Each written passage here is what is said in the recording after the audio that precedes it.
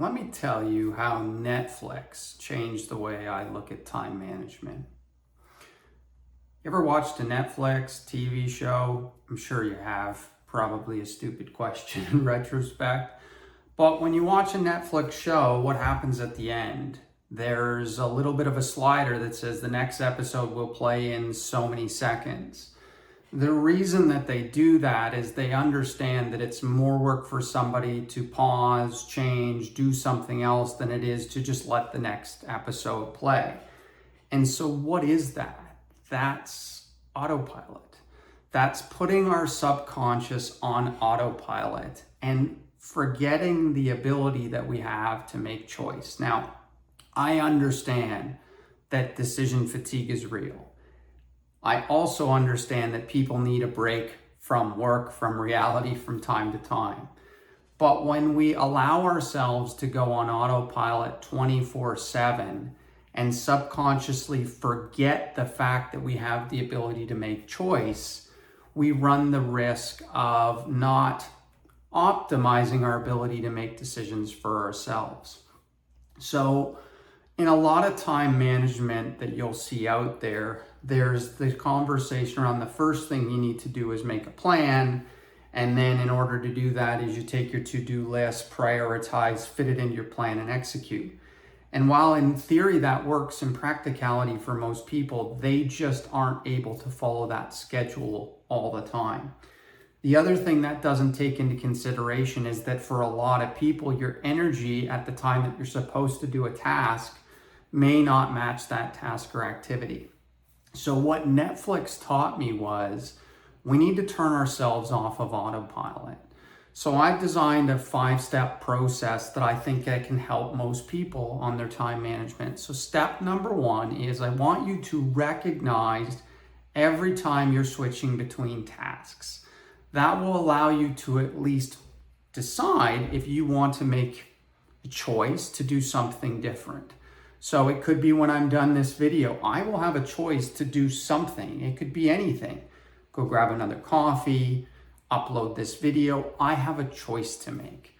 The more we can start to recognize those moments in our day, you'll realize there are hundreds of moments where you could make a choice to do something different than you do.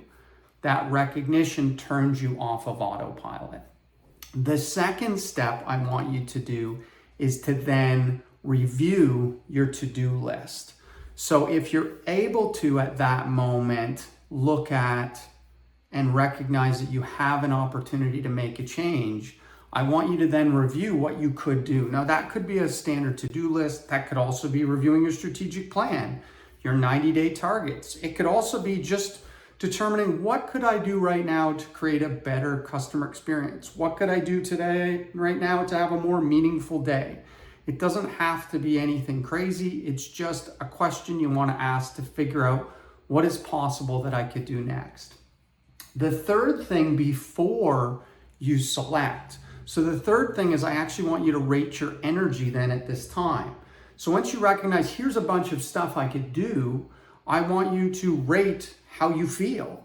I just got off a business call. I had finished the gym early this morning. I had a lot of energy. And I was like, this is a perfect time to make this video. I feel like doing it.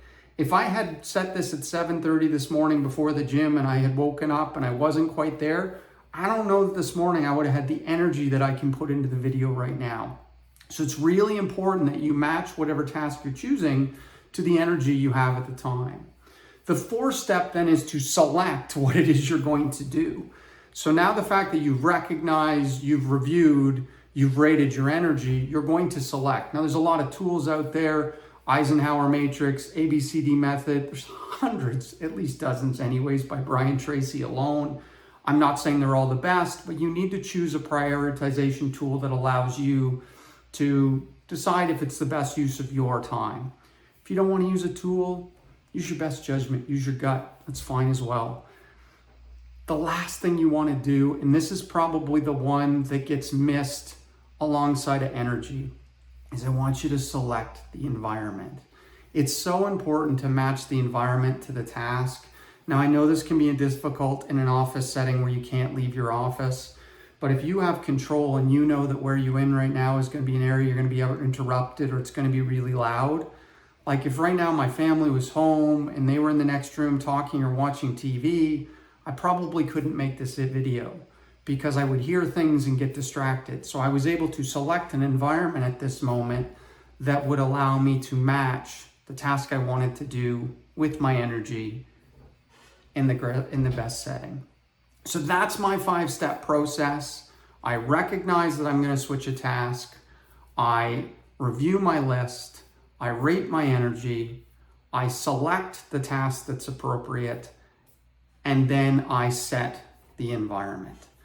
And if you can do those 5 things, I think the other ways of doing them are great as well, the standard that's out there. But I think for a lot of people, that will allow you more flexibility to deal with the ebbs and flows in your day and not feel like you're stuck. So if there's anything I want to say is thank you, Netflix, for making me realize I don't want to be on autopilot. Until the next video, thanks for listening.